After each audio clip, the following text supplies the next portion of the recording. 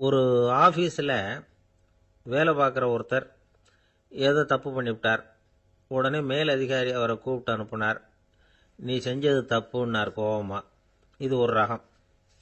சில அதிகாரிகள் இப்படி நீங்கள் செஞ்சது தப்புன்னு சொல்கிறதில்ல, நீங்கள் செஞ்சது சரி அப்படின்னு சொல்கிறதில்ல. எப்படி சொல்லுவாங்கன்னா, நீங்கள் செஞ்சது சரியில்லைன்னு நான் நினைக்கிறேன் அப்படின்னு சொல்லுவாங்களாம். அதாவது சில பேர் நீங்கள் செஞ்சது தப்புங்கிறாங்க, அதையே மாற்றி சொல்கிறார் இவர், நீங்கள் செஞ்சது சரியில்லைன்னு நினைக்கிறேன். இது ரெண்டும் அர்த்தம் ஒன்று தான், இருந்தாலும் வார்த்தைகள் வித்தியாசம்.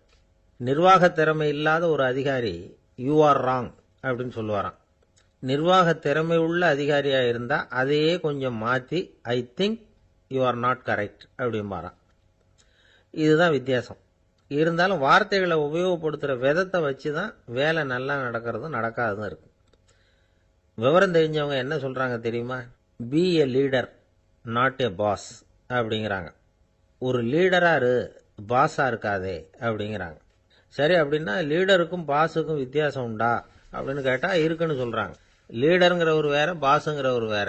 ஒரு லீடர் எப்படி நடந்துக்குவார், ஒரு பாஸ் எப்படி நடந்துக்குவார், இதை முதல்ல நாம் தெரிஞ்சுக்கணும். அவங்க எப்படி நடந்துக்குவாங்க அப்படிங்கிறதுக்கு சில விவரங்கள் இருக்கு. அதை கேட்டோம்னா நாம் புரிஞ்சுக்கலாம் அதை. அதாவது பாஸுங்கிறவர் விரட்டிக்கிட்டே இருப்பார், லீடருங்கிறவர் ஊக்கப்படுத்திக்கிட்டே இருப்பார். நாளைக்கு சாயந்தரத்துக்குள்ள அந்த வேலையை செஞ்சு முடிக்கலைன்னா தொலைச்சி விடுவோம் தொலைச்சி அப்படிம்பார் அவர். இவர் எப்படி சொல்லுவார்னா, இது வரைக்கும் நீங்க செஞ்சிருக்கிற வேலை ரொம்ப அற்புதம் அப்படிம்பார். பாஸுங்கிறவர் அதிகாரத்தை நம்பி செயல்படுறவர், லீடருங்கிறவர் நல்லெண்ணத்தை நம்பி செயல்படுறவர். நம்ம கிட்ட அதிகாரம் இருக்கு, பவர் இருக்கு, அதனால காரியத்தை சாதிச்சுடலாம் அப்படின்னு நினைக்கிறவர் அவர். மற்றவங்க கிட்ட ஒரு நல்ல அபிப்பிராயத்தை சம்பாதிச்சுக்கிட்டு அது மூலமா காரியங்களை சாதிக்கிறவர் இவர். பாஸுங்கிறவர் பயத்தை உண்டு பண்ணுவார், லீடருங்கிறவர் அன்பை பரவ செய்வார்.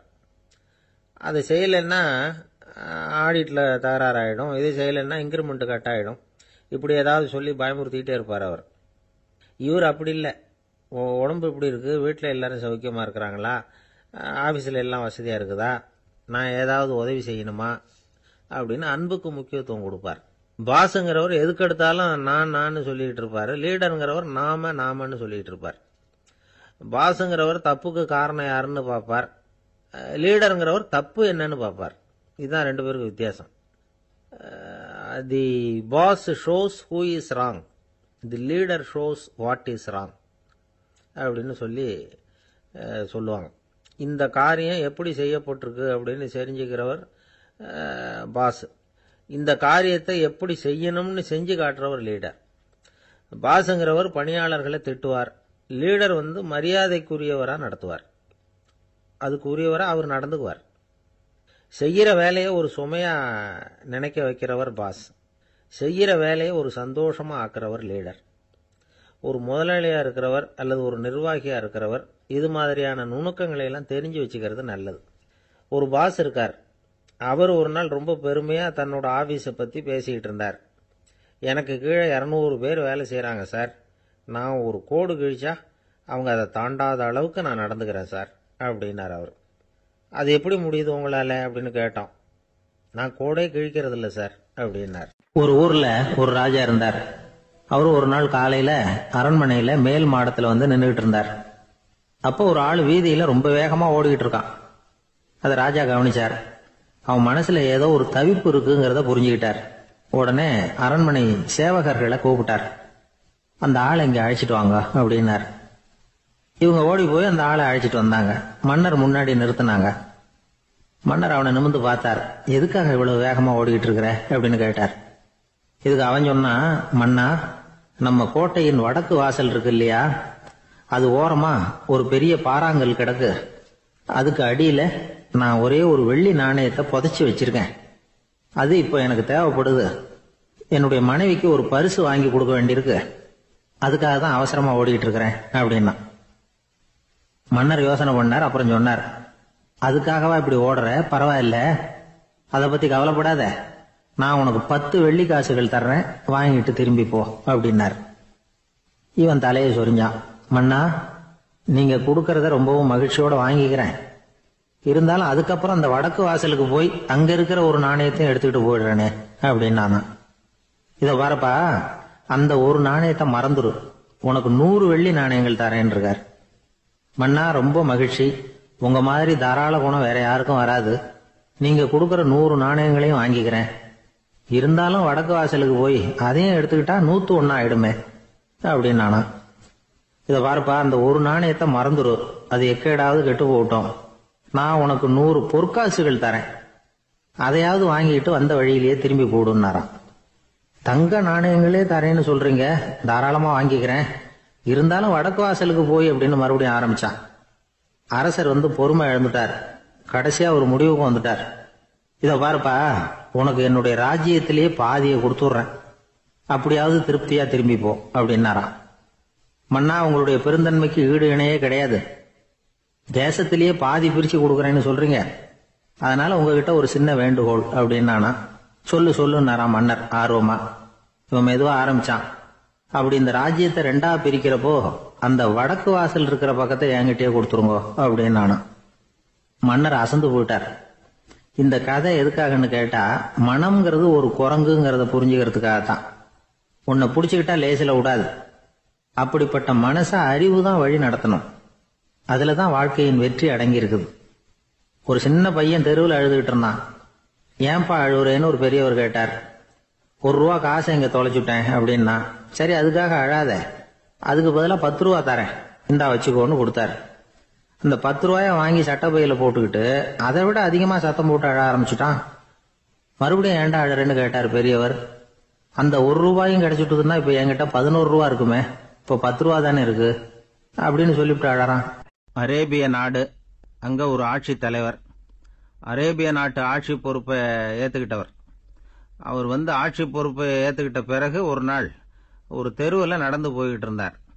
அவர் தோள்ல ஒரு பெரிய துணி மூட்டை, அதை சுமந்துகிட்டு கடத்தெருவை நோக்கி அவர் போய்கிட்டு இருக்கிறார். வழியில அவரை சந்திச்சார் உமர். அவர் கேட்டார், கலீஃபா அவர்களே, எங்க புறப்பட்டுட்டீங்க அப்படின்னு கேட்டார். கலீஃபான்னா ஆட்சி தலைவர்னு அர்த்தம். இதுக்கு அவர் சொன்னார், நான் துணி வணிகம் செய்யறவன், அதனால துணி வியாபாரம் செய்யறதுக்காக போயிட்டு இருக்கிறேன்னார். நீங்க இப்போ இந்த நாட்டுக்கு ஆட்சி தலைவர், ஆட்சி பொறுப்புல இருக்கிறீங்க, நீங்க வியாபாரம் செய்ய போட்டா அரசு பணிகளை செய்யறது யாரு அப்படின்னு கேட்டார் அவர். நான் அரசு பணிகளை மட்டுமே செஞ்சுக்கிட்டு இருந்தா என் குடும்பத்தை காப்பாத்துறது யாரு அப்படின்னு கேட்டார் அவர். இப்படி கேட்டவர் யார் தெரியுமா? அவர் தான் அபூபக்கர், இறை தூதர் முகமது அவர்களுக்கு பிறகு கலீஃபாவாக தேர்ந்தெடுக்கப்பட்டவர். அப்போலாம் ஆட்சி தலைவர்களுக்கு சம்பளம்னு எதுவும் கிடையாது. இந்த பிரச்சனையை எப்படி தீர்க்கிறதுன்னு யோசனை பண்ணார் உமர். அபு உபைதா அவர்கள்கிட்ட அழைச்சிட்டு போனார். அவர் யாருன்னா, அவர் தான் பொது நிதி கருவூலத்தின் பொறுப்பாளர். அவர்கிட்ட பிரச்சனையை சொன்னார். இது மாதிரி ஆட்சி தலைவருக்கு பொது நிதியிலிருந்து ஊதியம் அளிக்க முடியுமான்னு கேட்டார். பொது நிதி விதிகளின்படி அதுக்கு சாத்தியம் இல்லைன்னு சொல்லிவிட்டாரு அவரு. சரி, வேற ஏதாவது வழி இருக்குதான்னு கேட்டார் உமர்.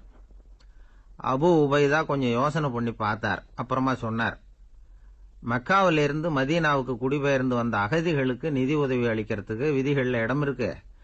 அப்படி பார்த்தா அபூபக்கரும் அகதி தானே, அதனால எல்லா அகதிகளுக்கும் கொடுக்கறது மாதிரியே அவருக்கும் ஒரு தொகை அளிக்கலாம்னார்.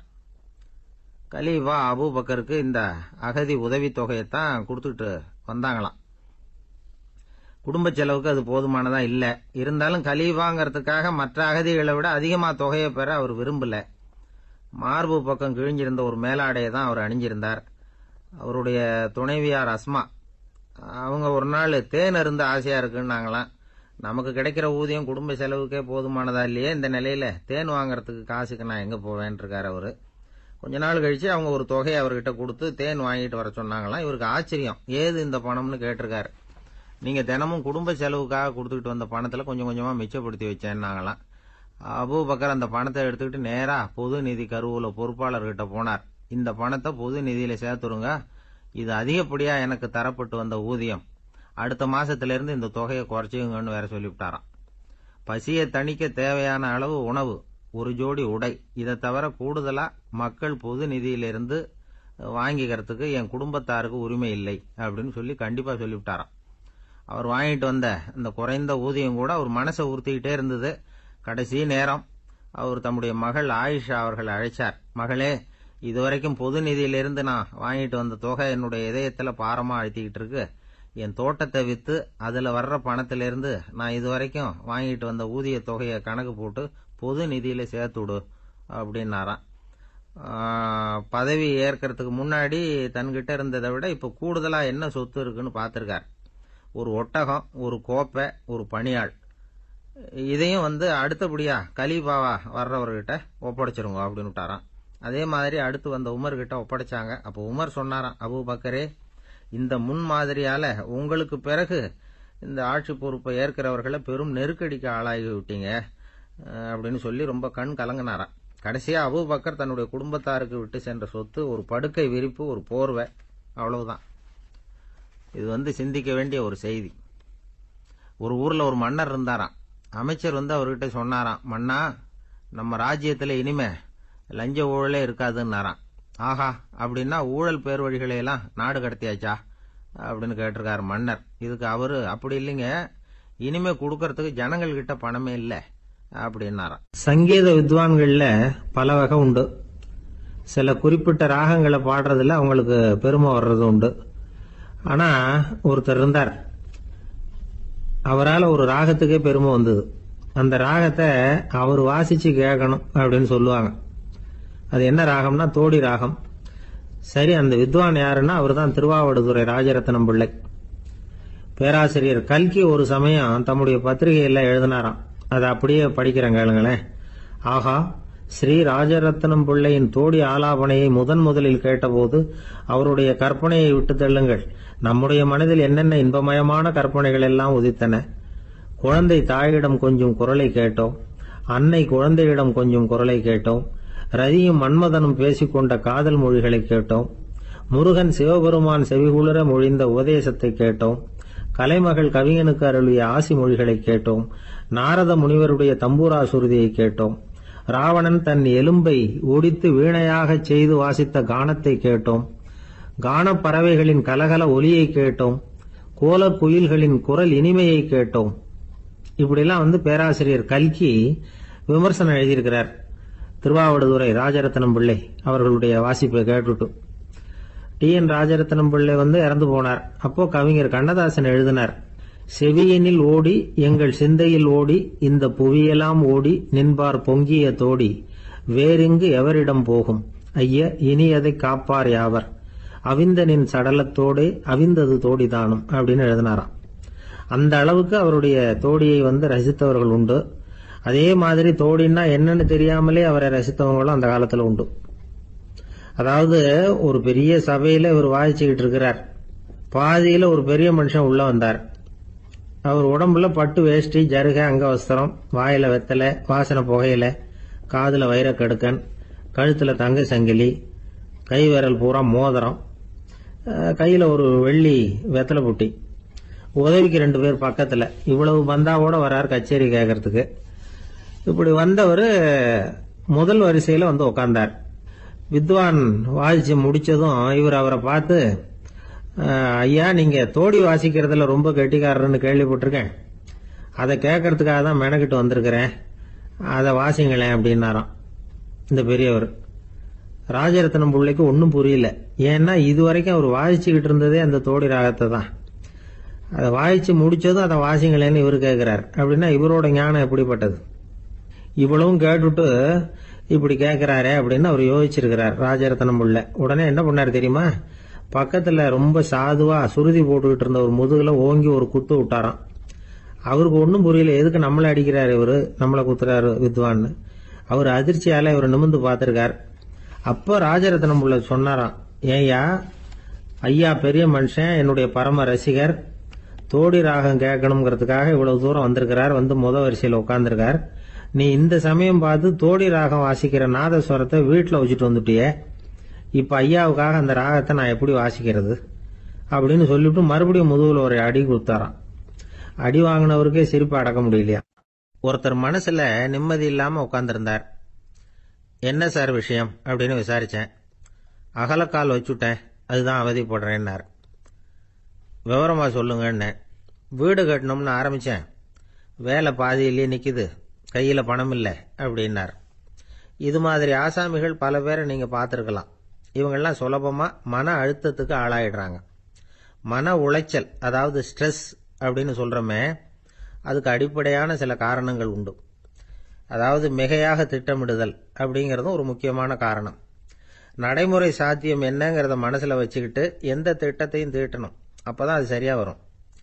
ரெண்டாவது காரணம் என்ன தெரியுமா? ஒரே நேரத்தில் பல்வேறு செயல்களில் ஈடுபடுறது. தொலைபேசியில் பேசிக்கிட்டே கையில் இருக்கிற கடிதத்தை படிச்சுக்கிட்டே எதிரில் உட்காந்துக்கிட்டு இருக்கிறவருக்கும் அப்பப்போ பதில் சொல்லிக்கிட்டு மனசில் பல்வேறு சிந்தனைகளை அப்படியே ஓட விட்டுக்கிட்டு இருக்கிறது, இதுவும் மன அழுத்தத்தை உண்டாக்குது. மூணாவது காரணம், எதிலையும் வெற்றி மட்டும் எதிர்பார்க்கிற ஒருதலை பட்சமான ஆர்வம். நாம தொட்டதெல்லாம் வெற்றியாவே முடியணும் அப்படின்னு எதிர்பார்க்கிறவங்க ஏதாவது ஒண்ணுல தோல்வியை கண்டா தோண்டு போயிடுறாங்க. எப்படியும் முடியலாம்ங்கிற எண்ணம் ஏற்கனவே நமக்குள்ள இருந்துட்டுதுன்னா அந்த அவஸ்தை வராது. அதனால அதுவும் நம்ம வளர்த்து கொள்ள வேண்டிய ஒரு குணம்.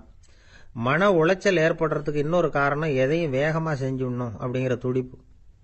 அந்த துடிப்பே மனசை அழுத்த ஆரம்பிச்சிடும். எந்த ஒரு காரியத்திலையும் தாமதமோ இடையூறோ ஏற்பட்டா அதை பொறுத்துக்கிற மனப்போக்கம் வேணும். அது இல்லாதவங்க அழுத்தத்துக்கு ஆளாயிடுறாங்க. சில பேர் வேலைன்னு எந்த நேரம் பார்த்தாலும் வேலையே கதின்னு கிடப்பாங்க. பொழுதுபோக்குக்கோ உடற்பயிற்சிக்கோ குடும்பத்தில் உள்ளவங்க அல்லது நண்பர்கள் கூட கலந்துரையாடவோ கொஞ்சம் கூட நேரம் ஒதுக்க மாட்டாங்க. இந்த சுபாவம் மன அழுத்தத்தை உண்டு பண்ணும். இதையெல்லாம் புரிஞ்சுக்கிட்டு அதிலிருந்து விடுபடுறது எப்படின்னு யோசிக்கணும். வல்லுநர்கள் இது தொடர்பாக சில யோசனைகளை சொல்லி வச்சிருக்கிறாங்க. அது என்னன்னா, வாழ்க்கைங்கிறது பிரச்சனைகளால பின்னப்பட்ட ஒன்று. அது எப்பவுமே முடிவடையாத ஒரு தொடர்கதை அப்படிங்கிறத முதல்ல நாம புரிஞ்சுக்கணும். ஒரே நேரத்தில் ஒரு காரியத்தில் மட்டுமே நாம கவனம் செலுத்தணும். அடுத்தவங்க காரியத்தில் தலையிடக்கூடாது. எதையும் பேச ஆரம்பிக்கிறதுக்கு முன்னாடி நம்மை நாமே கேட்டுக்க வேண்டிய கேள்வி 2. 1, நான் சொல்ல போறது ரொம்ப முக்கியமானதா? 2வது, நான் சொல்றத அவங்க கேட்கறதுக்கு ஆசைப்படுறாங்களா? நான் பேசுறதுக்கு அது சரியான நேரம் தானா? இதை யோசிச்சு பார்த்ததுக்கு அப்புறம் எதையும் பேச ஆரம்பிக்கணும். முடிஞ்ச அளவுக்கு வளைந்து போகிற சுபாவத்தை வளர்த்துக்கணும். நம்ம நேரம் விலை மதிப்பு இல்லாதது. அதை வீணாக்கக்கூடாது. சிரிக்க தெரியலனாலும் பரவாயில்ல, முகத்தில் கொஞ்சம் புன்முறுவலாவது காட்டணும். இதெல்லாம் ரொம்ப முக்கியம்.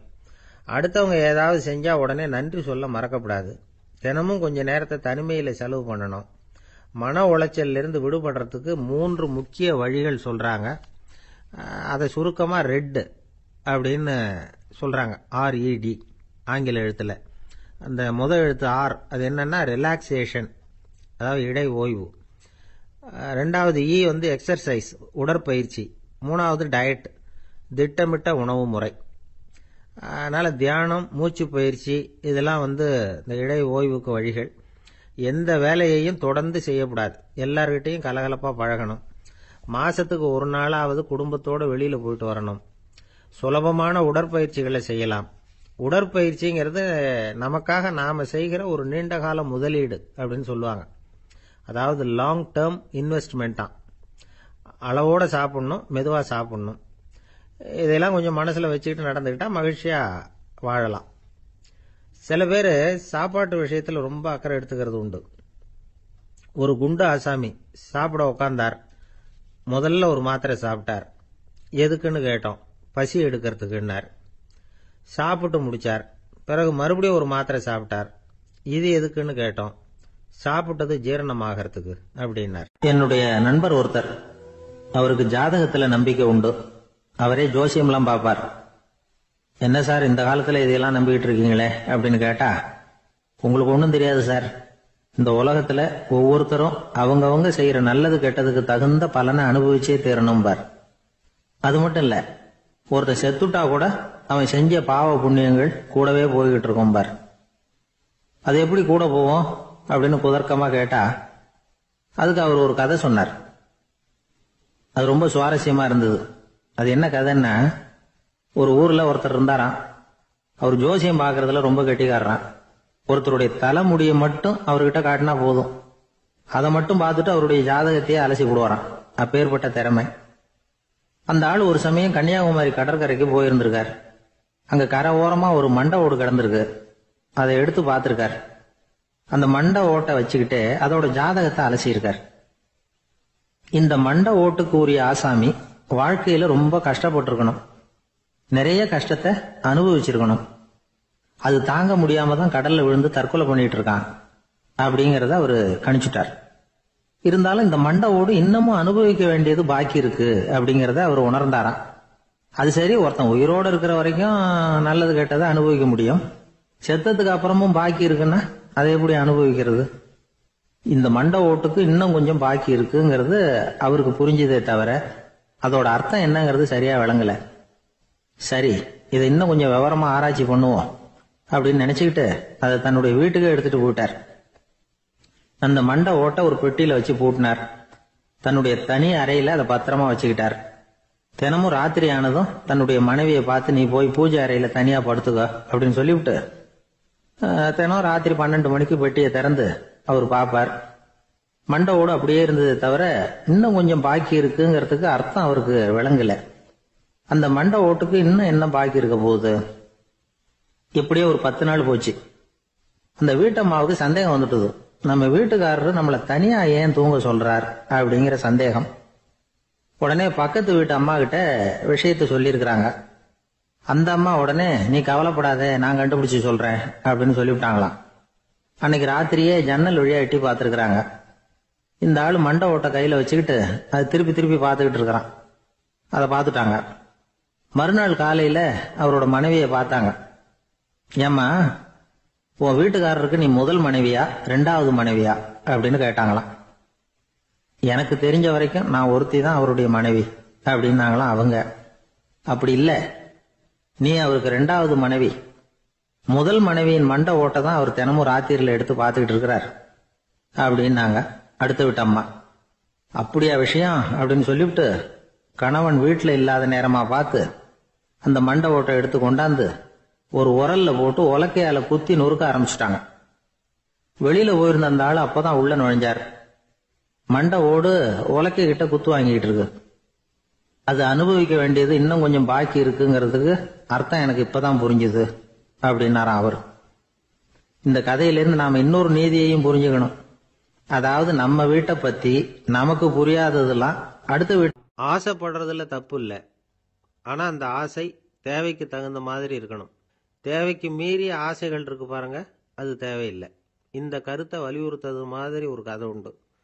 தேவேந்திரனுக்கு திடீர்னு வீடு கட்டணும்னு ஒரு ஆசை வந்துதான். வீடுன்னா நாம கட்டுற மாதிரி இல்லை.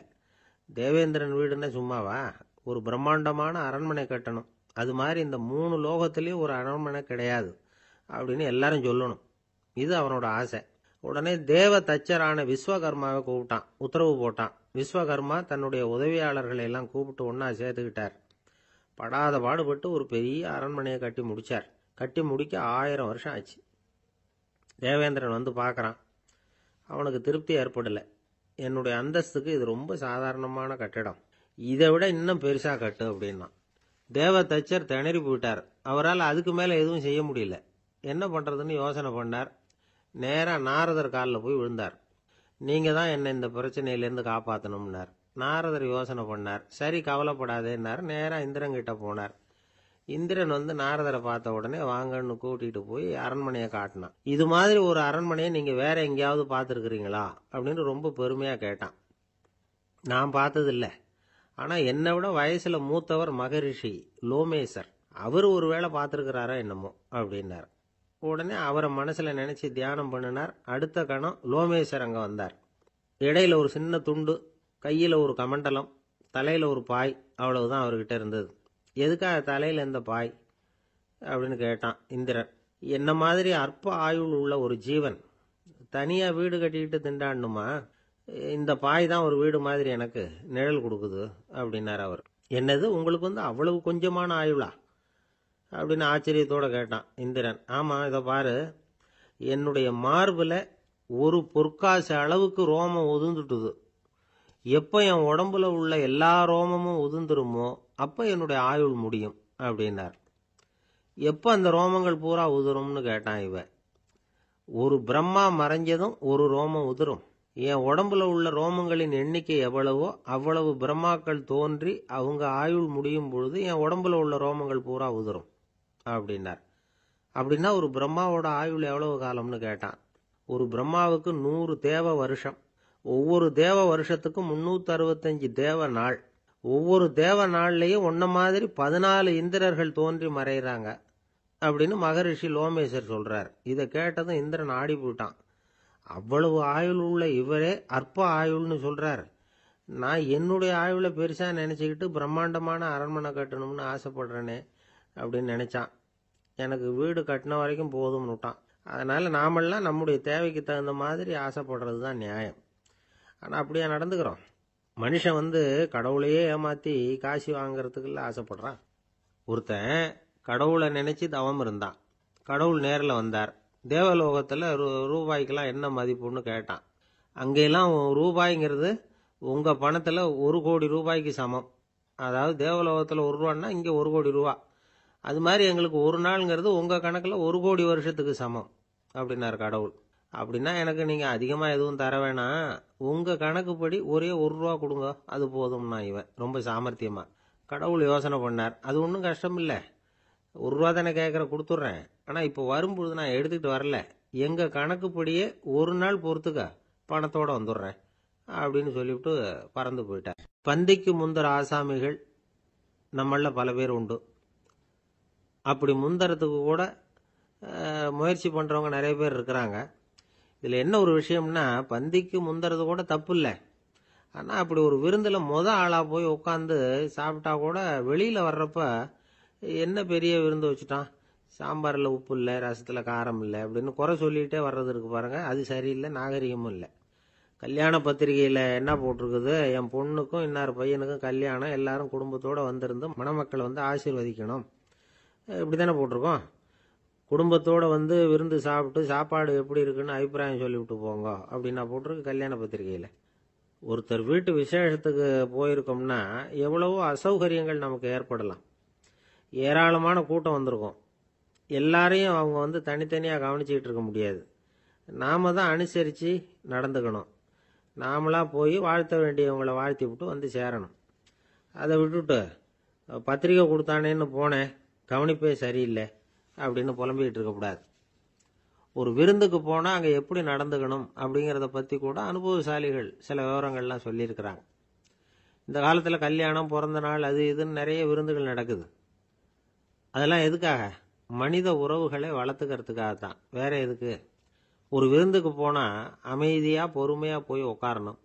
அடித்து பிடிச்சிக்கிட்டு இடத்த பிடிக்க போகிறேன் அப்படின்னு நிற்கக்கூடாது. முதல் பந்தி நடந்துகிட்டு இருந்தா அது முடிஞ்சு இலை எடுத்து சுத்தம் பண்ணதுக்கு அப்புறம் போய் உட்கார்றது தான் நாகரீகம். இலை எடுக்கிறதுக்கு முன்னாடி அங்கே போய் உட்காந்தா நல்லா இருக்காது. நீங்க சாப்பிட்டுட்டு உட்காந்துருக்கீங்களா, சாப்பிட்றதுக்கு உட்காந்துருக்கீங்களா, பார்க்குறவங்களுக்கு சந்தேகம் வந்துடும். அதே மாதிரி இலையில எல்லா ஐட்டமும் பரிமாறினதுக்கு அப்புறம் சாப்பிட ஆரம்பிக்கணும். ஒவ்வொரு ஐட்டமாக வைக்க வைக்க நாம பாட்டுக்கு எடுத்து உள்ள தள்ளிட்டே இருந்தோம்னா எதை வச்சோம் எதை வைக்கலன்னு பரிமாறினவரே குழம்பி போயிடுவார். ஏன்னா எப்போ பார்த்தாலும் இலை காலியாகவே இருக்கும்.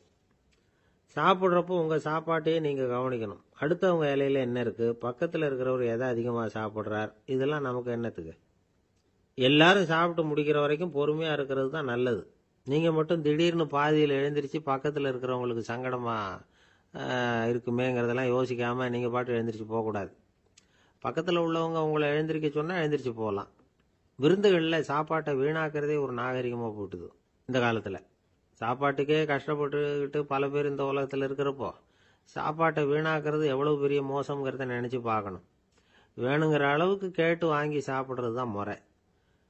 விருந்தில் இந்த பஃபே அப்படின்னு சொல்லி ஒரு முறை சொல்கிறாங்கல்ல, அதாவது உணவு வகைகளையெல்லாம் பொதுவாக ஒரு இடத்துல வச்சுடுறது, நமக்கு தேவையானதை நாமே எடுத்து ஒரு தட்டில் போட்டுக்கிட்டு சாப்பிட வேண்டியது. இதில் கூட சில பேர் தேவைக்கு அதிகமாக எடுத்து போட்டுக்கிட்டு வீணாக்குறாங்க. சில சமயம் கடைசியாக சாப்பிட போகிறவங்களுக்கு எல்லா ஐட்டமும் கிடைக்காம போகலாம். அதை போய் பெருசு பண்ணிகிட்டு இருக்கக்கூடாது. என்ன சார் இந்த அளவுக்கு கூடவா நாகரிகம் தெரியாமல் இருக்கிறோம், இதை போய் பெருசாக சொல்ல வந்துட்டீங்களே அப்படின்னு நினைக்கலாம். ஒருத்தர் 2 பேருக்கு இந்த விவரம் தேவைப்படலாம். அவங்க காதலையும் இது விழட்டுமேங்கிறதுக்காக தான் இது. ஒரு பெரிய கல்யாண விருந்து நடந்துக்கிட்டு இருந்தது. விருந்து மண்டபத்து வாசலில் ஒருத்தர் நின்றுக்கிட்டு வர்றவங்களையெல்லாம் ரொம்ப மரியாதையாக வணங்கி உள்ளே அனுப்பி வச்சுக்கிட்டு இருந்தார். எப்படி தெரியுமா? வர்றவங்க கையெல்லாம் பிடிச்சி முத்தம் கொடுத்து அதுக்கப்புறம் உள்ளே அனுப்பி வச்சுக்கிட்டு இருந்தாராம். கூட்டம்லாம் முடிஞ்சதுக்கப்புறம் அவர்கிட்ட போய் கேட்டிருக்கிறாங்க, சார் நானும் எவ்வளவோ விருந்துகளுக்கு போயிருக்கிறேன், இருந்தாலும் இவ்வளவு மரியாதையா வர்றவங்க கைக்கெல்லாம் முத்தம் கொடுத்து வரவேற்கிறத இங்கதான் பாக்குறேன் அப்படின்னு சொன்னாங்க. அதுக்கு அவர் சொன்னார், அட போங்க சார், நான் முத்தம் கொடுக்கல, முந்தின பந்திக்கு வந்து சாப்பிட்டவங்களே அடுத்த பந்திக்கும் வர்றாங்களான்னு மோந்து பார்த்து அனுப்பி வச்சுக்கிட்டு இருந்தேன் அப்படின்னார். ஒருத்தர் ஓடி வந்தார், இன்னொருத்தரை பார்த்து, சார் உங்க சைக்கிளை ஒரு நாள் இரவல் கொடுங்களேன், பக்கத்து ஊருக்கு போயிட்டு வர வேண்டியிருக்கு அப்படின்னார். இவர் சைக்கிளை கொடுத்து பத்திரமா கொண்டுட்டு போங்கன்னார். சார் இதை பத்திரமா கொண்டு போறேன், கவலையே வேணாம், ஏன்னா இது உங்களோட சைக்கிள் அப்படின்னு நான் நினைக்கல, என்னோட சைக்கிளா நினைக்கிறேன் அப்படின்னார். அதுக்கப்புறம் தான் இவருக்கு உண்மையாவே பயம் வந்துட்டுது.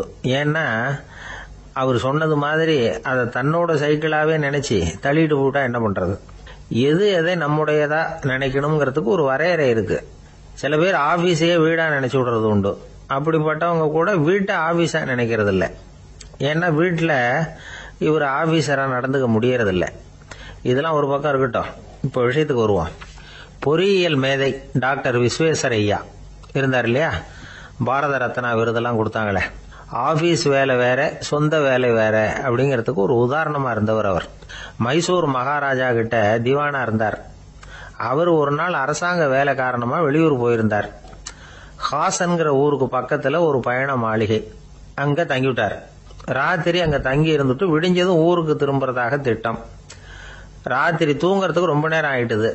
ரொம்ப நேரம் வரைக்கும் அரசாங்க சம்பந்தப்பட்ட வேலைகளையே பார்த்துக்கிட்டு இருக்கிறார். அரசாங்க ஃபைல்கள் நிறைய இருந்தது. அதையெல்லாம் ஒவ்வொன்றா எடுத்தார், படிச்சு பார்த்தார், பரிசீலனை பண்ணார். அதில் எழுத வேண்டியதை எழுதினார், கையெழுத்து போட்டார். ஒரு வழியாக அந்த வேலையெல்லாம் முடிஞ்சுது. அதுக்கப்புறம் என்ன பண்ணார்னா, தன்னுடைய சூட்கேஸை திறந்தார். அதிலிருந்து 2 மெழுகுவத்தியை எடுத்து கொளுத்தி வச்சார். அந்த பயண மாளிகையில் அது வரைக்கும் எரிஞ்சுக்கிட்டு இருந்த மின்சார விளக்குகளை அணைச்சுட்டார். அதுக்கு பிறகு அந்த மெழுகுவத்தி வெளிச்சத்தில் சில புத்தகங்களை தொடர்ந்து படிக்க ஆரம்பிச்சிட்டார். அந்த பயண மாளிகையில் பணியாளராக இருந்தவர் இதை பார்த்துட்டு ஓடி வந்தார். மறுபடியும் மின் விளக்கு போடுறதுக்காக போனார். விஸ்வேஸ்வரய்யா அதை பார்த்துட்டு போட வேணாம்ட்டாராம். இதுவரைக்கும் நான் அரசாங்க அலுவல்களை கவனிச்சுக்கிட்டு இருந்தேன், அதனால மின் விளக்குகள் அப்போ எரிஞ்சதுல தப்பு இல்லை. இப்போ நான் புத்தகம் படிச்சுக்கிட்டு இருக்கேன், இது என்னுடைய சொந்த வேலை, இங்க இருக்கிற மின் விளக்கு அதுக்காக ஏன் எரியணும் அப்படின்னு கேட்டாராம். இப்ப இருக்கிற சில அரசு பணியாளர்கள் கிட்ட இந்த சம்பவத்தை பேச்சோட பேச்சா சொல்லி பார்த்தேன். அவங்களால இதை ஜீரணிக்கவே முடியல. நேர்மை தேவைதான் சார், அதுக்காக அவ்வளவு தூரத்துக்கு அது தேவையா அப்படிங்கிறாங்க. விஸ்வேஸ்வரய்யா அப்படி பண்ணினது தான் ஒரு நேர்மையாளர் அப்படின்னு இந்த உலகத்துக்கு நிரூபிக்கணுங்கிறதுக்காக இல்லை. தான் அப்படி நடந்து காட்டினா தன்னை சுத்தி இருக்கிறவங்களும் அதை கேள்விப்படுறவங்களும் முடிஞ்ச அளவுக்கு பொது வாழ்க்கையில அரசு பணியில நேர்மையை கடைபிடிக்க முயற்சி பண்ணலாமே அப்படிங்கிறதுக்காகத்தான். இப்பவும் சில பேர் இருக்கிறாங்க, இவங்க ஆபீஸ் வேற வீடு வேறன்னு நினைக்கிறது இல்லை, அவ்வளவு உரிமை. ஒருத்தர் அப்படிதான், அவருக்கு அவசரமா 5000 ரூபாய் தேவைப்பட்டது. ஆபீஸ் பணத்தை எடுத்துக்கிட்டார். அந்த நேரம் பார்த்து ஆடிட் வந்துட்டுது. ஆப்பிட்டுக்கிட்டார். விசாரணை நடக்குது. அவர் சொல்றார், சார் நான் நேரம் காலம் பார்க்காம ஆபீஸ்ல வேலை செய்வேன், ஏன்னா அதை என்னோட ஆபீஸா நினைக்கிறேன். அவசரத்துக்கு அந்த பணத்தை எடுத்தேன், மறுபடியும் வச்சுடலாம்னு தான் இருந்தேன், அதுக்குள்ள இப்படி ஆயிட்டுது. நீங்க என்ன நினைச்சாலும் சரி, நான் ஆபீஸ் வேற வீடு வேற அப்படின்னு நினைக்கிறது இல்லை, அது என்னோட சுபாவம் அப்படின்னார். விசாரணை பண்ணவர் தீர்ப்பு வழங்கினார். உங்க சுபாவத்துக்கு மதிப்பு கொடுத்து நானும் தீர்ப்பு வழங்குறேன்.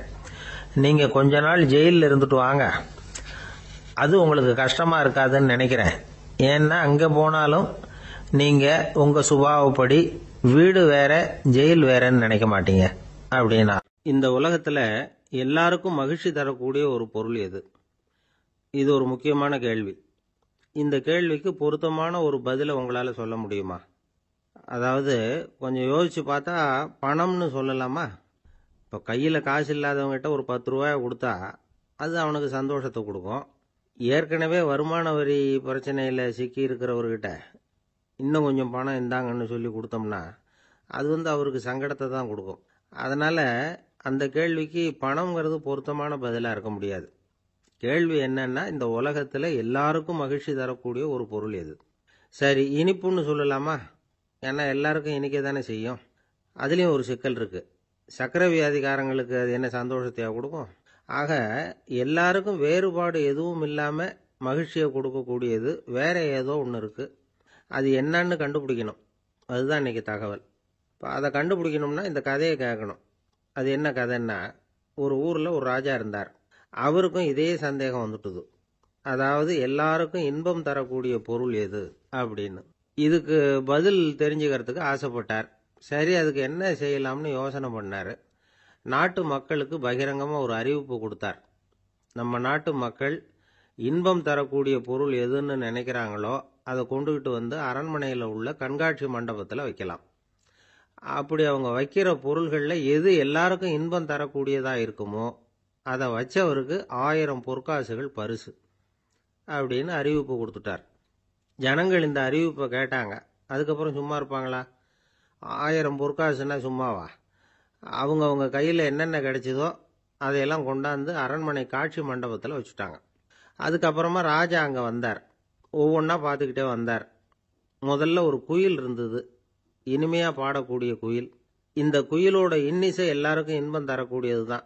இருந்தாலும் காது கேட்காதவங்களுக்கு இந்த இசை எப்படி இன்பம் தர முடியும்? அதனால் இது சரியில்லைன்னு விட்டார். அடுத்தபடியாக போனார். அங்கே என்ன வச்சுருக்கிறாங்கன்னு பார்த்தா ஒரு அழகான மயில் அங்கே தோகை விரித்து ஆடிக்கிட்டு இருக்குது. இந்த மயிலோட ஆட்டம் மனசுக்கு இன்பம் தரக்கூடியது தான். இருந்தாலும் பார்வை இல்லாதவங்க இந்த ஆட்டத்தை பார்த்து ரசிக்க முடியுமா? முடியாது. அதனால் இதுவும் சரியில்லை அப்படின்னு சொல்லிவிட்டார். அதுக்கு அடுத்தபடியாக போனார். பல வகையான இனிப்பு பண்டங்களை வச்சுருந்தாங்க. பார்த்தார், வயசானவங்களுக்கும் நோயாளிகளுக்கும் இது இன்பம் தராது, துன்பம் தான் கொடுக்கும் அப்படின்னார். இப்படி ஒவ்வொன்றா பார்த்துக்கிட்டே போகிறார். அழகான மலர்கள், கனிகள், ஓவியங்கள் எதுவுமே பொருத்தமாக தெரியல. சகல பேருக்கும் இன்பம் தரக்கூடிய வகையில் எதுவும் இல்லை. கடைசியாக வந்தார். அங்கே ஒரு களிமண் பொம்மை இருந்தது. அது என்ன பொம்மை தெரியுமா? பசியால் வாடி இருக்கிற ஒருத்தருக்கு ஒரு அம்மா இனிமையாக பேசிக்கிட்டு சோறு போடுறது மாதிரி அந்த பொம்மையை செஞ்சுருந்தாங்க. அதுக்கு கீழே அன்பு அப்படின்னு எழுதியிருந்துதான். ராஜா பளிச்சுன்னு ஒரு முடிவுக்கு வந்தார். அந்த பொம்மையை செஞ்ச சிற்பியை வரவழைச்சார், பரிசு கொடுத்தார். அன்பு ஒன்று தான் எல்லாருக்கும் இன்பம் அளிக்கக்கூடிய பொருள். காது கேட்காதவங்களும் அதை கேட்க முடியும், பார்வை இல்லாதவங்களும் அதை பார்க்க முடியும், குழந்தைகளும் அதை உணர முடியும் அப்படின்னு அதுக்கு விளக்கம் கொடுத்தார் அந்த மன்னர். இந்த உலகத்தில் எல்லாருக்கும் மகிழ்ச்சி தரக்கூடிய ஒரு பொருள் அன்பு தான். அதை புரிஞ்சுக்கிட்டு தான் சில கணவன்மார்கள் மனைவி பேரில் ரொம்ப அன்பை காட்டிக்கிறது வழக்கம். ஒரு வீட்டு வாசப்படி பக்கமாக மழைக்கு ஒதுங்கினார் ஒருத்தர். மழை தூரிக்கிட்டு இருந்தது, இருட்டு நேரம். அந்த வீட்டில் இருந்தவர், இன்னைக்கு ராத்திரி வேணும்னா இங்கேயே தங்கிட்டு காலையில் போங்க அப்படின்னார். உடனே இவர் சொன்னார், ரொம்ப நன்றிங்க, ஒரு 10 நிமிஷத்தில் இதை வந்துடுறேன் அப்படின்னு சொல்லிவிட்டு எங்கேயோ ஓடினார். 10 நிமிஷம் கழித்து திரும்பி வந்தார். ஆமாம், எங்கே போயிட்டு வந்தீங்கன்னு கேட்டார் வீட்டில் இருந்தவர். நேராக எங்கள் வீட்டுக்கு போய் மனைவி கிட்ட இன்னைக்கு ராத்திரி இங்கேயே தங்கிக்கிறேன்னு சொல்லிவிட்டு வந்துட்டேன் அப்படின்னார் அவர். அன்புல இது ஒரு ரகம். வயிறு பசிக்குதேங்கிறது சிலரோட கவலை, வயிறு பசிக்க மாட்டேங்குதே அப்படிங்கிறது சில பேரோட கவலை. 2 விதமான கவலைக்கும் வயிறு தான் காரணமாக இருக்குது.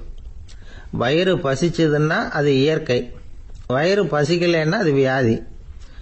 ஆனால் பசியையும் நாம் பசிப்பிணி அப்படின்னு தான் சொல்லுவோம். என்ன காரணம்?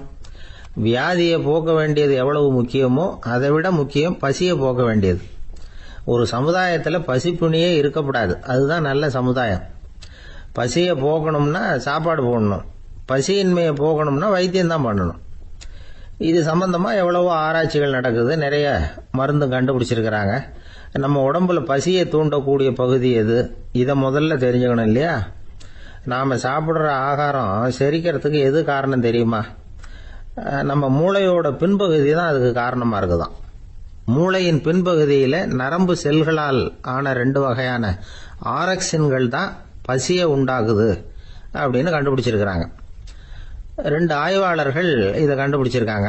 அவங்க 2 பேரும் டெக்சாஸ் பல்கலைக்கழகத்தில் ஹார்வர்டு ஹக்ஸ் மருத்துவ கல்வி நிலையத்தில் பணிபுரிகிறவங்களாம்.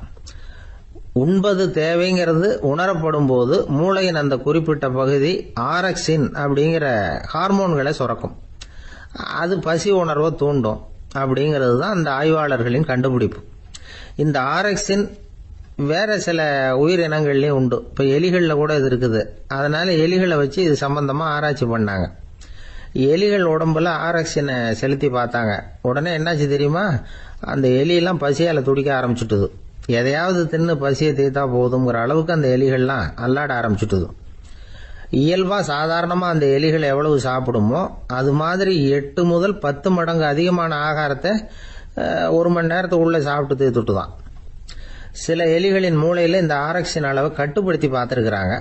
உடனே என்னாச்சு தெரியுமா, அதெல்லாம் சாப்பாட்டை கண்டா முகத்தை திருப்பிட்டு போக ஆரம்பிச்சுட்டு தான். அந்த எலிகளுக்கு பசி எடுக்கலையா. இந்த ஆராய்ச்சியின் அடிப்படையில் பசியை எடுக்காமல் இருக்கிற மனிதர்களுக்கும் பசியை தூண்ட முடியும் அப்படின்னு சொல்லி ஆராய்ச்சியாளர்கள் தெரிவிச்சிருக்கிறாங்க. ஆக ஆரக்சின் தான் பசிக்கு காரணம்ங்கிறது தெரிஞ்சு போச்சு. சரி, இந்த ஆரக்சின் அப்படின்னா என்ன? அது ஒரு கிரேக்க சொல். அதுக்கு பசின்னு அர்த்தம். நம்ம ஆளுங்களுக்கெல்லாம் பசியை தூண்டுறதுக்கு மருந்து தேவையில்லை, பசியை குறைக்கிறதுக்கு தான் மருந்து தேவை. ஒரு அம்மா டாக்டரை தேடி வந்தாங்களாம்.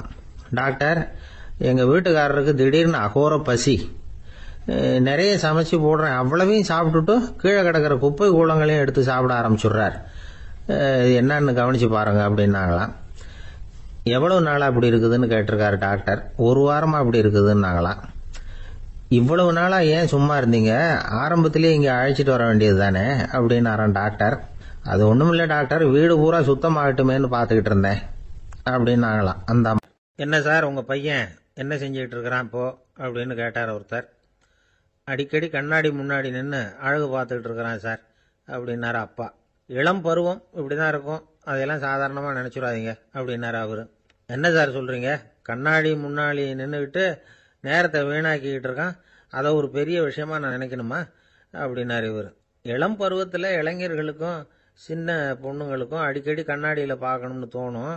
அது வெறுமனே அழகு பார்க்கறது மட்டும் இல்லை, அவங்க தங்களையே தேடி கண்டுபிடிக்கிற ஒரு முயற்சி அது. இது ஒரு மனோதத்துவ விளைவு. இது வரைக்கும் சின்ன பிள்ளையா இருந்துட்டோம், இனிமேல் நாமளும் மற்றவங்க மாதிரி மனிதர்கள் தான் அப்படிங்கிற உணர்வு அவங்களுக்கு வருது. தங்களோட முகம் எப்படி இருக்குது, அழகு எப்படி இருக்கு, உடம்பு நேரம் எப்படி இருக்கு, முடி எப்படி இருக்கு அப்படிங்கறதையெல்லாம் கண்டுபிடிக்கிறாங்க. அதுக்கப்புறம் இன்னொரு ஆணோ பொண்ணோ தன்னை கவனிக்கணும் அப்படின்னு நினைக்கிறாங்க. இதெல்லாம் மனோதத்துவ உண்மைகள், இதெல்லாம் இயற்கை. இதை பார்த்துட்டு பெத்தவங்க பிள்ளைங்க கெட்டு போட்டாங்க அப்படின்னு நினைக்கக்கூடாது, அவங்கள திட்டிகிட்டே இருக்கக்கூடாது. இன்னைக்கு பல குடும்பங்கள்ல இதுதான் நடந்துகிட்டு இருக்குது.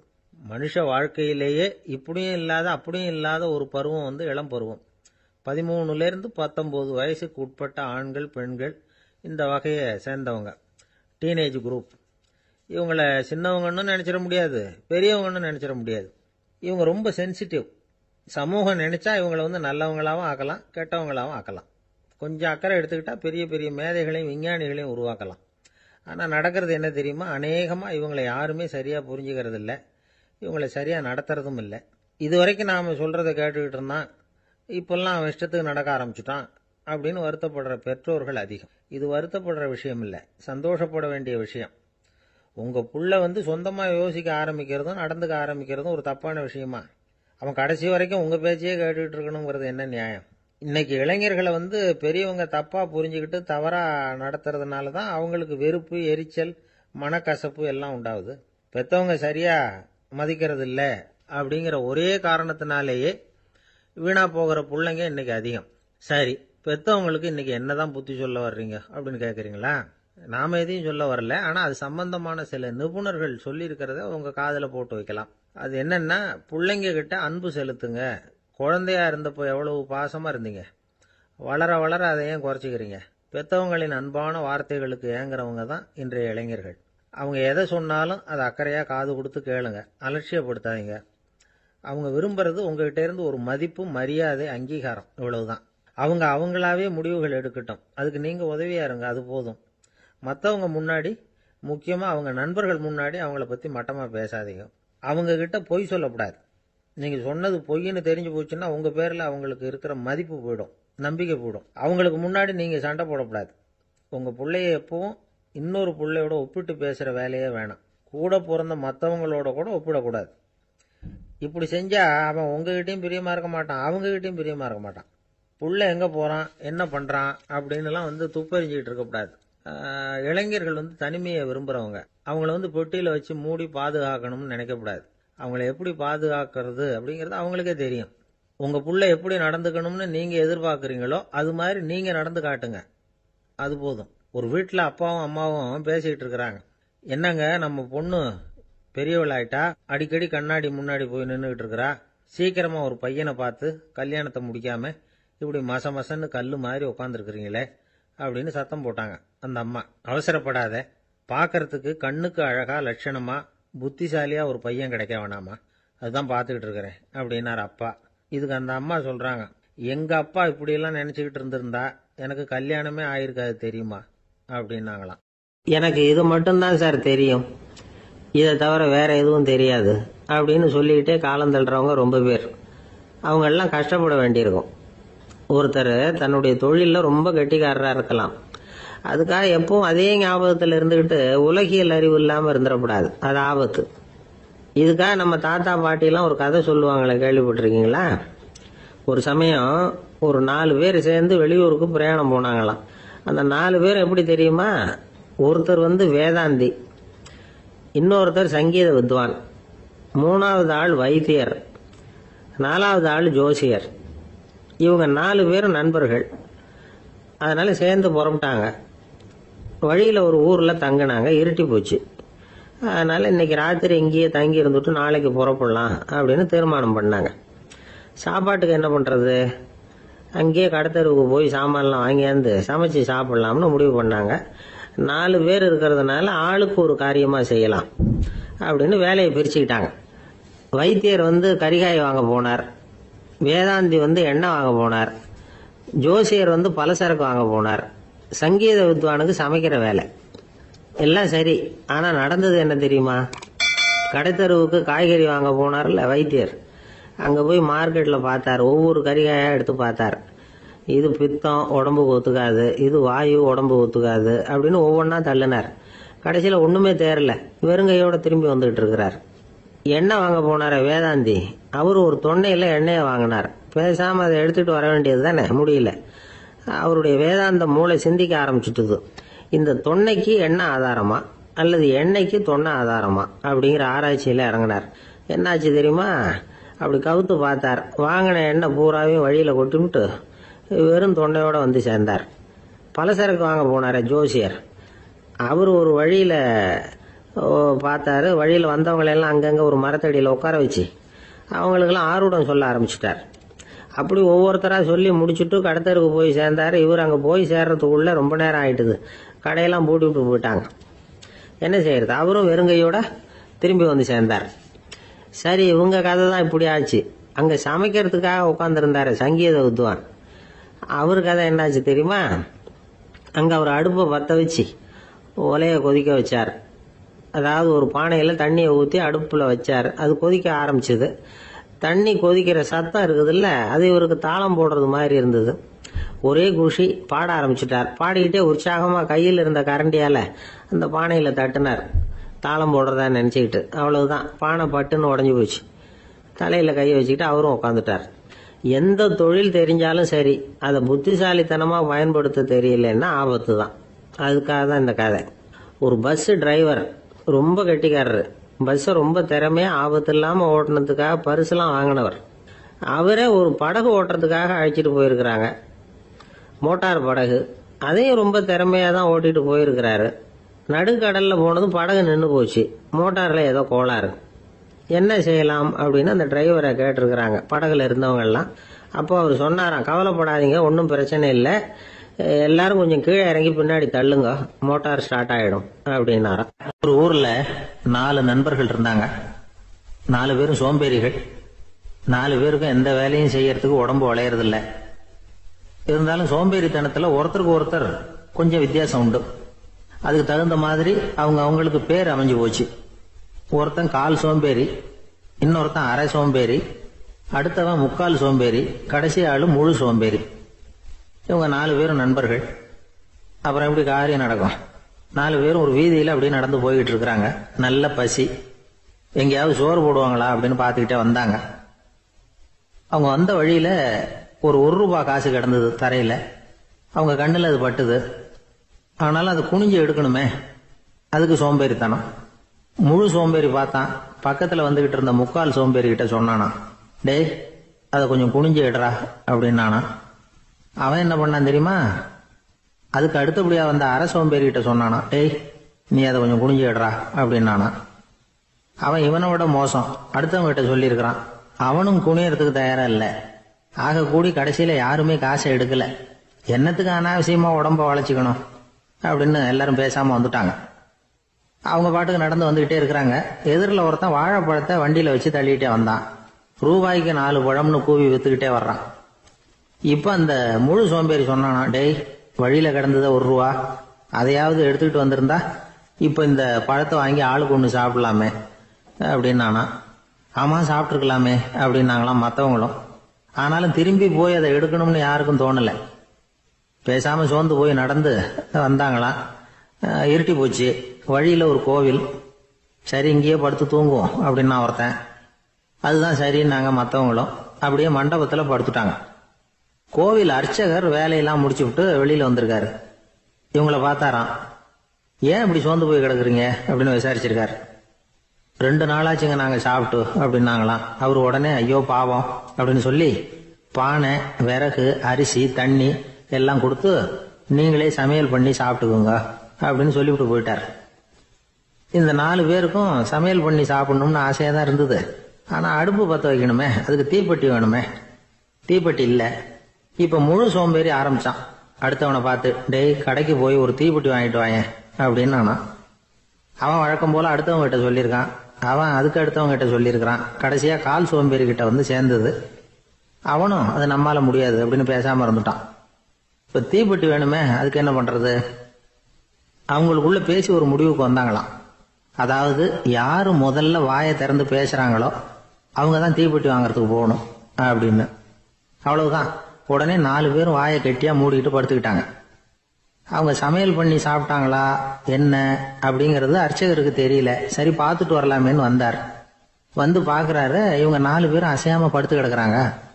அர்ச்சகர் பயந்துட்டார். ஒருவேளை பசி தாங்காம செத்து போட்டாங்களோ அப்படிங்கிற பயம், அல்லது நாம கொடுத்த உணவுப் பொருள்ல ஏதாவது விஷம் கலந்துருக்குமோ அப்படின்னு பயந்தார். அப்படின்னா நம்ம மேல பழி வந்துருமே அப்படின்னு நினைச்சு நடுங்க ஆரம்பிச்சுட்டார். அப்புறம் அவரும் ஒரு முடிவுக்கு வந்தாராம். கோவிலுக்கு பக்கத்திலேயே ஒரு பெரிய குழி இருந்தது. அதுல ஒவ்வொருத்தரையா இழுத்துக்கிட்டு போய் போட்டார். கொஞ்சம் மண்ணை தள்ளினார். காலால மிதிச்சார். அவர் மிதிச்ச மிதி ஒருத்தன் அடி வயத்துல போட்டுவிட்டது. அவன் உடனே வலி தாங்காம ஐயோ அம்மான்னு அலறினான். உடனே நடந்தது என்ன தெரியுமா? மத்த 3 பேரும் துள்ளி எழுந்திருச்சாங்களாம்.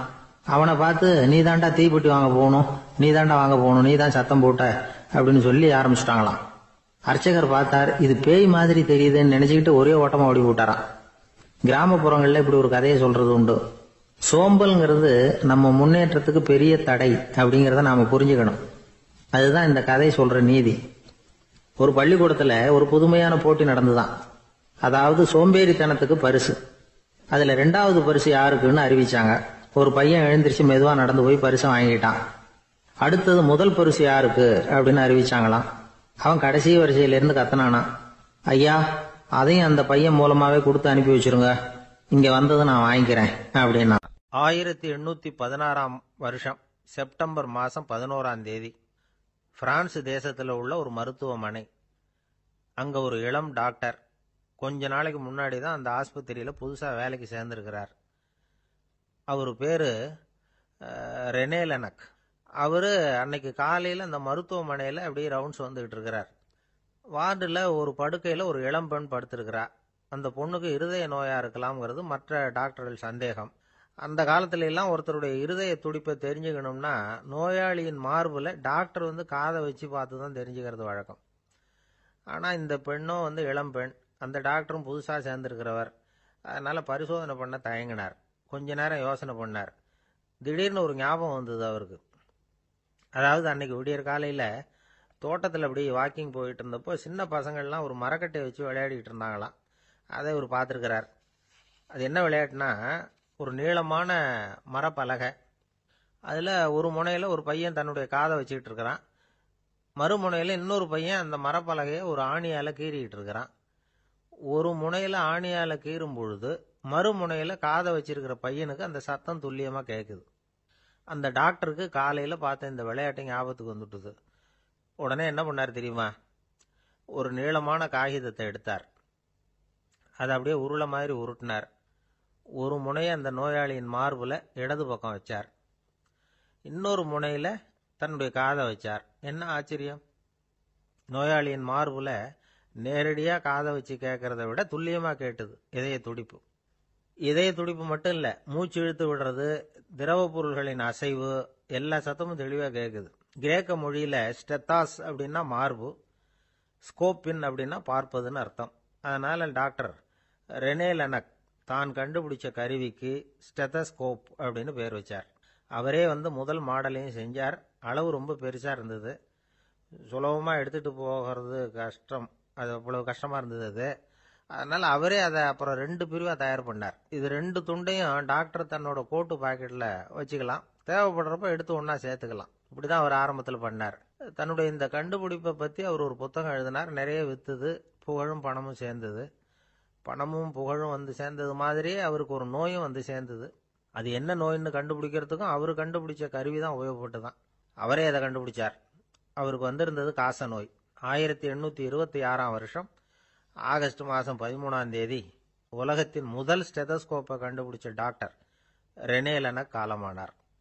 அவர் சாகிறதுக்கு முன்னாடி மரத்தால் செஞ்சு வச்சிருந்த ஸ்டெதஸ்கோப்பை தனக்கு வேண்டியப்பட்ட ஒரு டாக்டர்கிட்ட கொடுத்து, என்னுடைய சொத்துக்கள்லேயே ரொம்ப வசந்தது அப்படின்னு சொன்னாராம். அதுக்கப்புறம் 3 வெள்ளைக்காரங்க சேர்ந்து இந்த கருவியில் சில மாற்றங்களை பண்ணாங்க.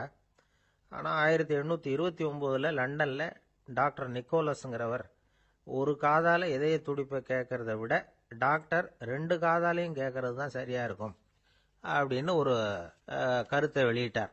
அதுக்கப்புறம் ரொம்ப காலம் கழித்து 1852 ஜார்ஜ் காமான் அப்படிங்கிறவர் ரப்பர் டியூப்களை உபயோகப்படுத்தி 2 காதாலையும் கேட்குற மாதிரி ஒரு புதிய வடிவத்தை அதுக்கு கொடுத்தார். அதுக்கு பிறகு அது படிப்படியாக எவ்வளவோ மாற்றங்கள் இருந்தாலும் ஆரம்பத்தில் டாக்டர் ரெனே லெனக் உருவாக்கின அடிப்படை மாடலை யாரும் மாற்றி அமைக்கலைங்கிறது தான் முக்கியமான விஷயம். நமக்கு தெரிஞ்ச ஒரு ஆஸ்பத்திரி, அதில் ஒரு நோயாளி, காலை நேரத்தில் நர்ஸு அந்த பக்கமாக போயிட்டு இருந்தாங்க. அதை பார்த்துட்டு ஒரு நர்ஸுன்னு கத்துறார். நர்ஸு அவசரமாக ஓடி என்ன விஷயம்னு கேட்டாங்க. சிஸ்டர், இங்கே பாருங்க, உங்கள் டாக்டரை என் நெஞ்சில் ஒரு காதை வச்சு கேட்டுக்கிட்டு இருக்கிறார் அப்படின்னார் நோயாளி. சிஸ்டர் பதட்டப்படாமல், அதனால் என்ன, இந்த டாக்டர் பழமையான விஷயங்களில் ரொம்ப நம்பிக்கை உள்ளவர், அதனால் ஸ்டெதாஸ்கோப்பை உபயோகப்படுத்தாமல் காதை வச்சு கேட்குறார், அது ஒன்றும் தப்பு இல்லை அப்படின்னாங்களாம். ஐயோ, அதுக்காக இல்லை சிஸ்டர், இவர் என் நெஞ்சு மேலே தலையை வச்சது நேற்று ராத்திரி 9 மணி, இப்போ விடிஞ்சு போச்சு, இன்னமும் தலையை எடுக்கவே இல்லை, அதுக்காக தான் சந்தேகப்பட்டு உங்களை கூப்பிடுறேன் அப்படின்னாராம். ஒரு ஊர்ல ஒரு ஆள் இருந்தான். நிறைய பணம் சேர்த்தான். அவனுக்கு சம்பாதிக்க தெரியுமே தவிர செலவு பண்ண தெரியாது. மகா கஞ்சன். காசை கையில் எடுக்கவே மாட்டான். எடுத்தா செலவு செய்ய வேண்டியிருக்குமே, அதனால இப்படியே அவன் காலத்தை ஓட்டி விட்டான். வயசாயிட்டது.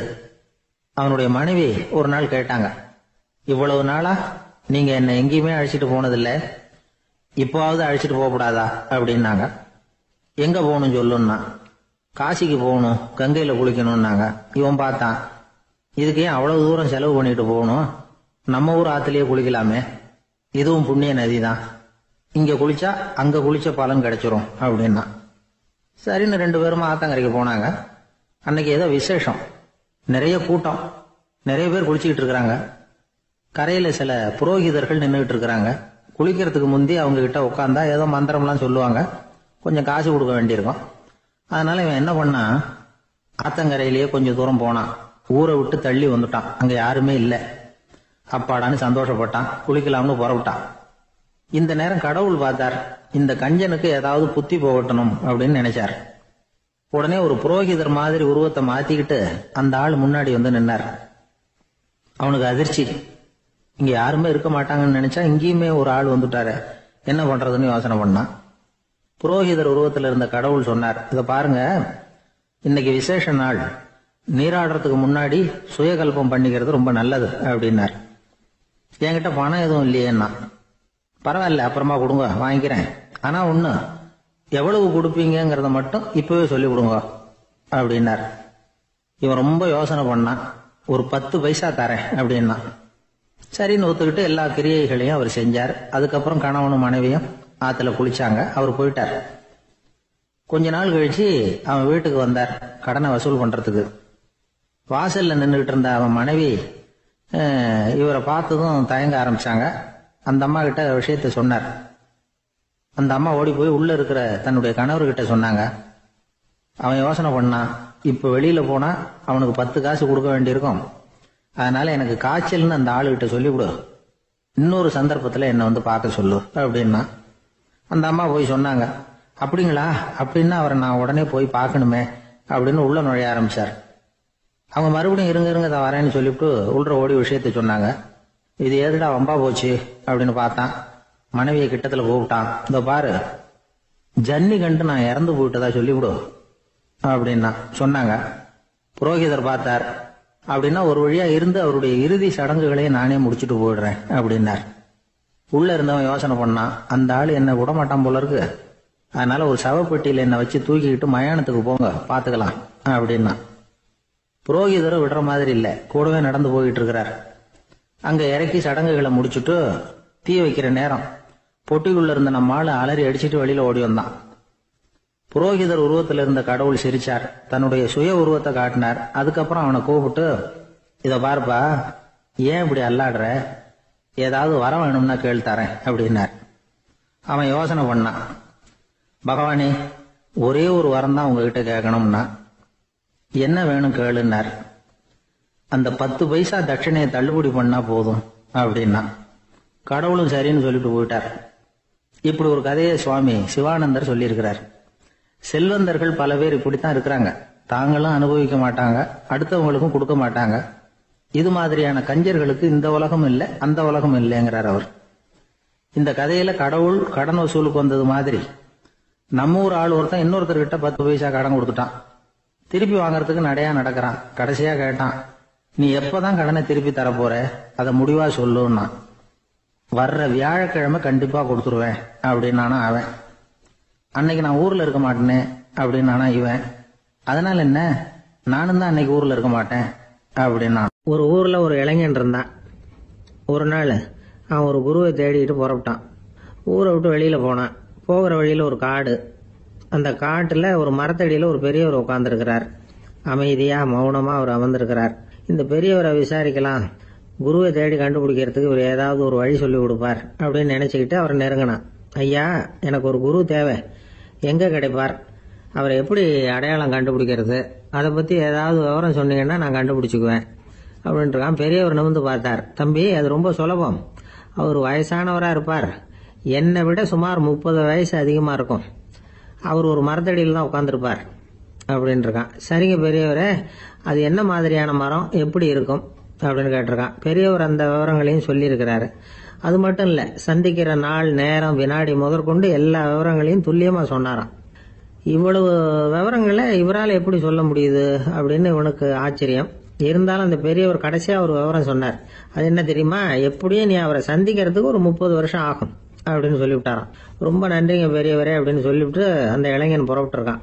இப்போ அவனுக்கு குரு பத்தின விவரம் எல்லாம் கிடைச்சிட்டுது, சந்திக்கிற நேரமும் தெரிஞ்சுட்டுது. ஆனா 30 வருஷம் அவரை தேடி அலைய வேண்டியிருக்குமே. அவன் தேட ஆரம்பிச்சான். காடு மலை எல்லாம் சுத்தி அலைஞ்சான். பல வருஷங்கள் தேடினான். அழுத்து போயிட்டான். கடைசியில அவனுக்கும் வயசாயிட்டுது. கடைசியில தன்னுடைய சொந்த ஊருக்கே திரும்பி போயிட்டு இருந்தான். அங்க ஒரு மரத்தடியில அவன் தேடிட்டு இருந்த குருநாதர் கிடைச்சார். யார் அவருன்னா, 30 வருஷத்துக்கு முன்னாடி வழி சொல்லி கொடுத்தாருல அதே பெரியவர். அவருக்கு இப்போ 30 வயசு அதிகமா இருந்தது. அதே மரம். அன்னைக்கு பெரியவர் சொன்ன அடையாளம் இப்போ பொருத்தமா இருந்தது. இப்போ அந்த பெரியவர் சொன்னார், சரியா வந்து சேர்ந்துட்ட, வா, உனக்காக தான் நான் இவ்வளவு காலமும் காத்துக்கிட்டு இருந்தேன் அப்படின்னாராம். என்ன சொல்றீங்கன்னு இருக்கான். 30 வருஷத்துக்கு முன்னாடி என்கிட்ட வந்தியே, அப்பவே என் காலம் வந்து முடிஞ்சு போயிருந்தது. அப்பவே என்ன உனக்கு அடையாளம் தெரியல, அதனால இவ்வளவு காலம் உனக்காக காத்துட்டு இருக்கும்படி ஆயிட்டுது அப்படின்னாராம். ஐயா, அப்பவே நீங்க சொல்லியிருக்கலாமே, இதுதான் 30 வருஷம் கழிச்சு நீ சந்திக்க போற இடம், நான் தான் உன்னுடைய குரு அப்படின்னு சொல்லியிருக்கலாமே அப்படின்னு இருக்கான். அந்த பெரியவர் சிரிச்சுக்கிட்டே இதுக்கு பதில் சொன்னாராம். நான் எவ்வளவோ விவரமா தான் சொன்னேன், நீ சரியா புரிஞ்சுக்கல. காரணம், அப்போ நீ போதுமான அளவுக்கு பக்குவம் பெற்றிருக்கவில்லை, அதனால புரியும் சக்தி இல்லாம போயிட்டுது. அப்போ 30 ஆண்டு காலம் நீ அலைஞ்சு தெரிஞ்சிருக்கிற, அது காரணமா இப்போ உனக்கு அந்த பக்குவம் வந்துட்டுது. அதனாலதான் அடையாளம் காண முடிஞ்சது, நானே உன்னுடைய குரு அப்படின்னாராம். இதுல இருந்து என்ன தெரியுதுன்னா, ஆன்மீகத்துல மாணவனாக சேர்றதுக்கு கூட ஒரு பக்குவத்தன்மை தேவைப்படுது. ஒரு பெரிய ஞானி, அவர்கிட்ட சீடனா இருக்க ஒருத்தன் வந்தான். எதிரில் நின்னா. ஞானி அவனை வெகு நேரம் உற்று பார்த்தார். அப்புறம் சொன்னார், சீடனா இருக்கிறது ரொம்ப சிரமம்னார். நான் தயாரா இருக்கேன்.